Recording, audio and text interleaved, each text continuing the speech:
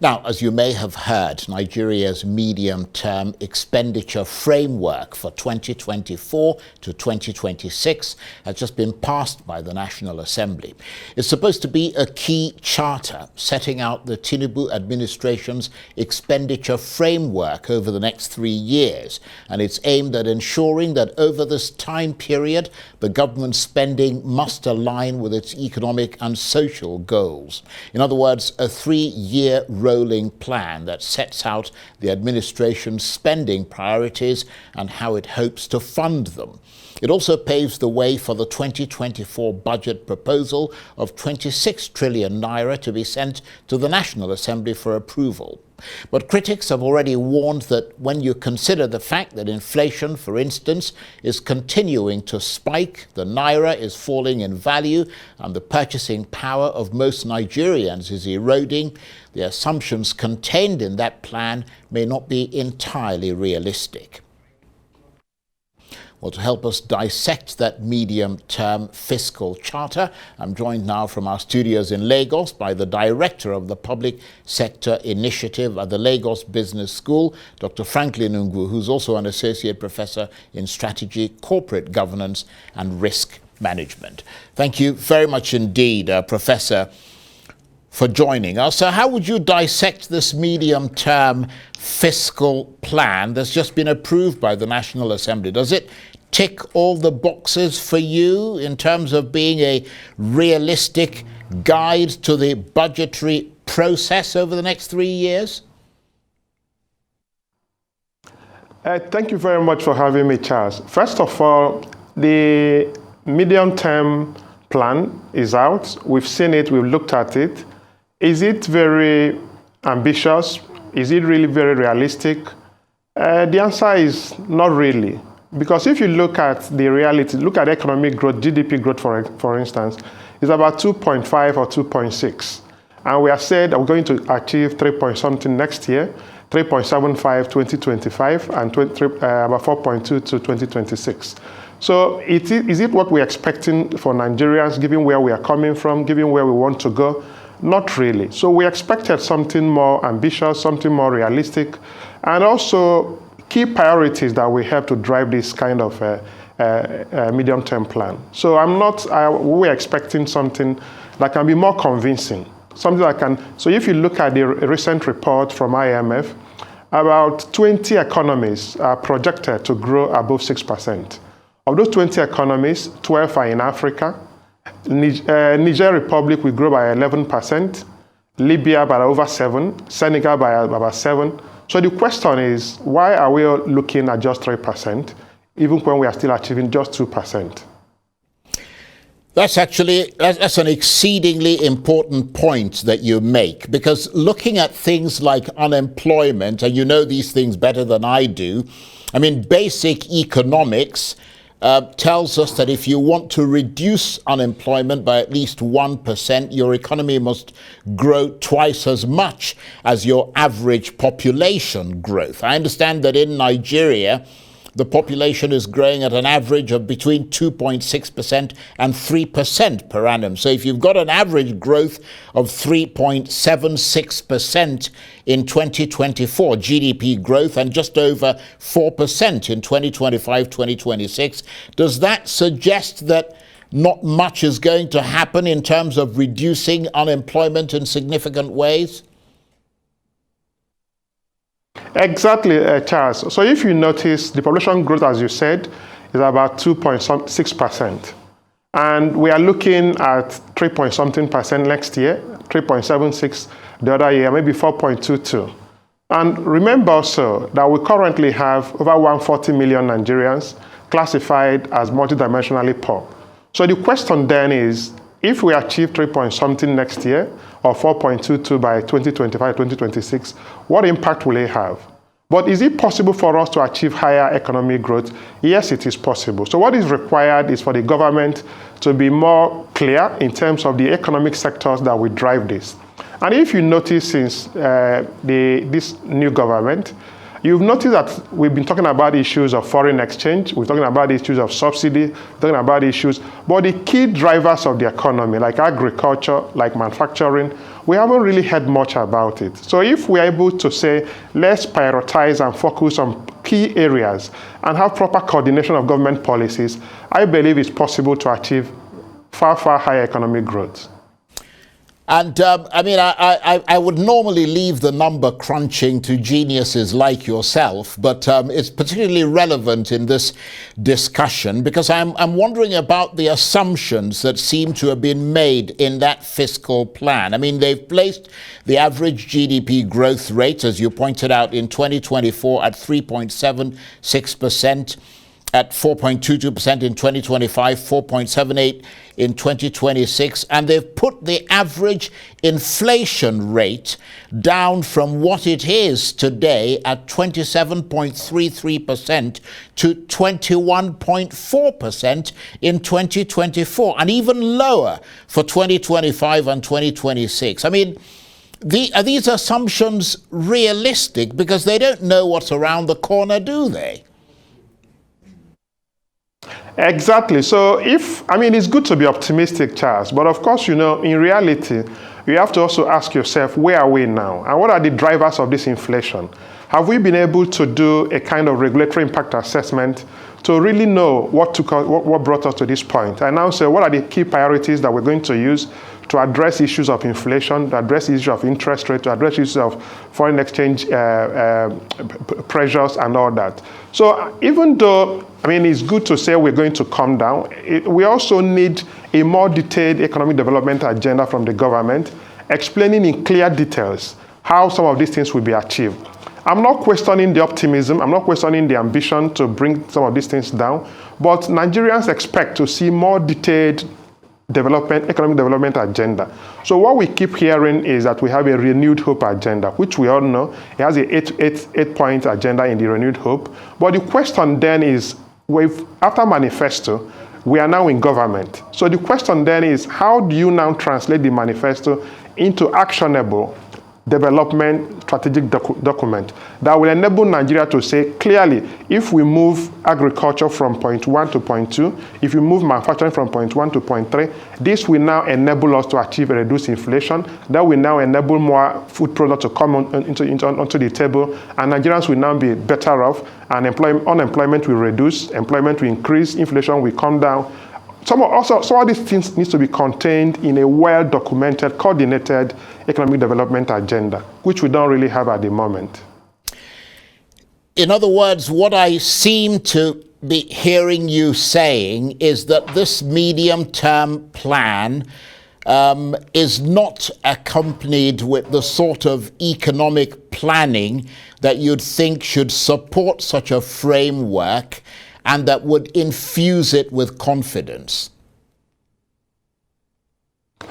What I'm trying to say is that the medium-term plan is fine. We've seen it, we've read it, but also remember, we've been seeing medium-term plans from previous governments. We had it during PMB's regime, we had it during Jonathan's regime, we had it during Yar'Adua's regime, we had it during OBJ's regime. But what is important is now, how do you properly execute the government policies? But what I'm trying to say with regards to Tinubu's government is that we are yet to see a detailed economic development agenda. If you Google now and say, what is the economic development agenda of the government, you don't really see much. You just see 8-point agenda, as the case may be.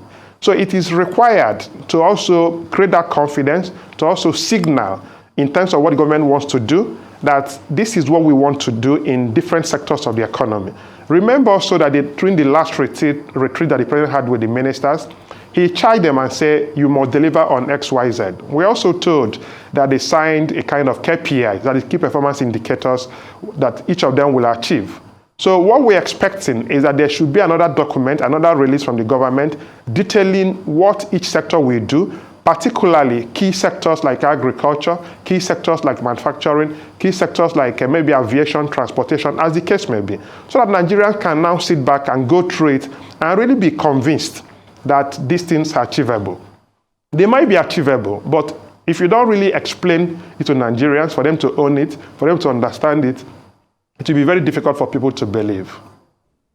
You mentioned previous governments there, Professor Ngwu. I wonder how much of this plan takes in what the previous government of President Buhari had in its own medium-term plan, which is to lift 100 million Nigerians out of poverty, or has that been effectively thrown out of the window? Because, I mean, that was like a 10-year policy project, wasn't it?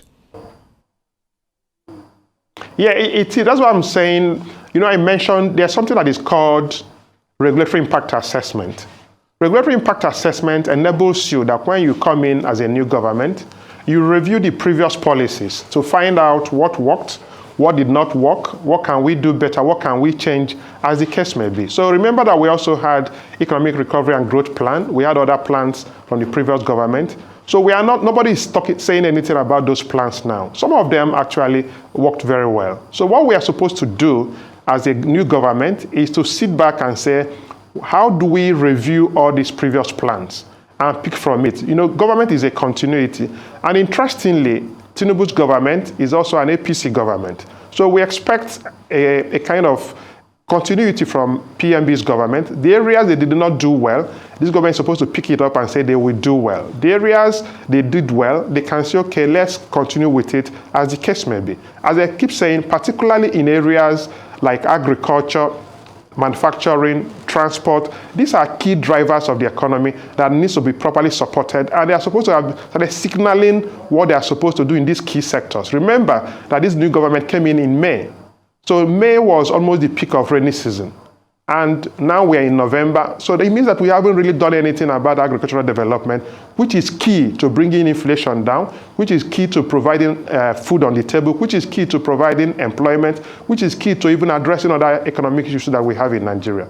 You just pointed out that a pharmaceutical firm is leaving Nigeria. Why are they leaving? So those are issues that you need to consider and say, how do we improve the business environment to enable other investors to come in, to even encourage local investors, and to now attract foreign investors?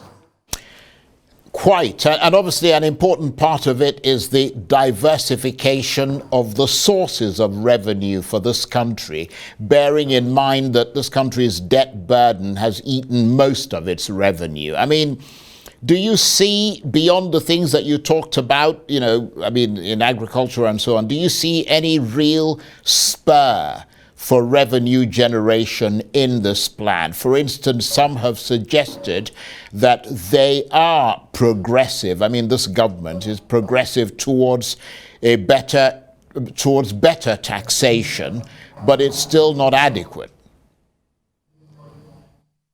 Of course, you know, we have the Taiwo Oyedele Committee on tax reforms, and I believe that they are doing a good job. They are trying to do their best. However, as you said earlier on, if in next year's budget, deficit is about 7-point-something trillion, so they're going to borrow more than 7 trillion, but they're going to borrow about 7-point-something trillion to cover the deficit in next year's budget. So it means that we actually continue to borrow. What this suggests is that we are supposed to be rethinking areas that will increase our revenue in addition to taxation. And one of the areas that will help us to even address issues of taxation, issues of revenue, issues of foreign exchange is production, which we are not really looking at the moment. So let me look at agriculture and just give an example of how we can use agriculture to address issues of revenue, foreign exchange, as the case may be. Luckily, we have over close to 20 million Nigerians in diaspora. I was in diaspora myself, and I know that on a daily basis, you spend almost $10 on food. So is it not possible for the government to say, we're going to prioritize to provide food that Nigerians consume abroad? And many of them, like myself, when I was outside Nigeria, would prefer to eat Nigerian foods. So it means that if 20 million Nigerians spend $10 on food every day, that will give us $200 million every day. Times 30, that will give us about $6 billion. And in a year, that will give us about $72 billion. So that covers the issue of foreign reserve, that covers the issue of foreign exchange pressures, as the case may be. Under normal circumstances, remember that China is also accused of devaluing yuan, their currency. Why do they devalue the currency? Is to enable export from China, and that's why they're exporting to everywhere in the world. So under normal circumstances, this devalued naira is even good for the country because it will have enabled more export, more production, more revenue to come in, which will now address so many issues that we have in Nigeria. But at the moment, there is no clear government policy to bring about revolution in agriculture, to bring about revolution in manufacturing, to bring about revolution in transportation, and some of these other key areas. So that's what we expect this government to be focusing on, rather than talking about foreign exchange, rather than talking about inflation, as the case may be. When you do the necessary factors in the economy, some of these other factors will just work out. And obviously, when you're borrowing for day-to-day spending, I mean, that rather tells you that, you know, it's imprudent management. I mean, let's put it that way. But when you put all this together, Professor, the dwindling value of the naira, rising inflation rather than falling inflation, etc. I mean, it sounds like the earning and purchasing power of Nigerians will continue to erode going forward, and that fiscal midterm plan isn't going to make too much of a difference. Exactly. So as I said before, we've seen it from other governments. What is really the issue is not about announcing a budget or announcing fiscal term plans, as the case may be. What is the main issue is the effective execution, and that leadership that will drive that execution. So let me also send something. During OBJ's regime, Nigeria grew an average of about 7-point-something%. During Yar'Adua's regime, we grew almost about 7%. During Jonathan's regime, we grew about 6%. But during PMB's regime, we grew about 1% on averagely. So what does it suggest? It means that you can actually move the economy forward when you have the right leadership, when you have the right coordination, when you have the right capacity, and when you coordinate, do what you're supposed to do properly. So I believe that while we have the medium-term plan, what is now required for the government is to show that capacity, that leadership, that coordination, to say these are the areas we're going to focus and invite Nigerians, encourage Nigerians, signal to Nigerians that we are committed to delivering some of these issues. And it has to be both from your actions and inactions, in your policies, in your coordination, in execution, and all the things you do as a government. Remember that in strategy, you have to ask yourself, where are you now? Where do you want to go, and how do you want to do there? That's what we want the government to do for Nigerians. Well, I mean, your school is a very respected business school. I mean, it's affiliated to the Nigerian Economic Summit Group. Its number crunching and its analysis and assessments are used all over, not just in Africa, but all over the world. I mean, does the government talk to you guys? Of course, we talk to government, we relate with government. We've also invited the ministers to come and talk to Nigerian private sectors. Of course, you know, LBS has about 7,000 alumni members, and most of them are CEOs, top private sector leaders. So we've invited many of the ministers to come and have evening with us, come and tell us what they want to do, come and tell us what we want to achieve. So I believe, remember also that, I remember a former president said that you can only advise, but it doesn't mean that your advice will be taken. So it's NESG, LBS, and other organizations will provide the necessary advice that we can, but we now pray and hope and believe that the government will pick some of these advices and implement it for the benefit of Nigeria. Prof, I want to thank you very much indeed. We certainly appreciate the analysis that you always provide. Dr. Franklin Ngwu is the Director of the Public Sector Initiative at the Lagos Business School. He's also an Associate Professor in Strategy, Corporate Governance and Risk Management, and he was talking to me there from our studios in Lagos.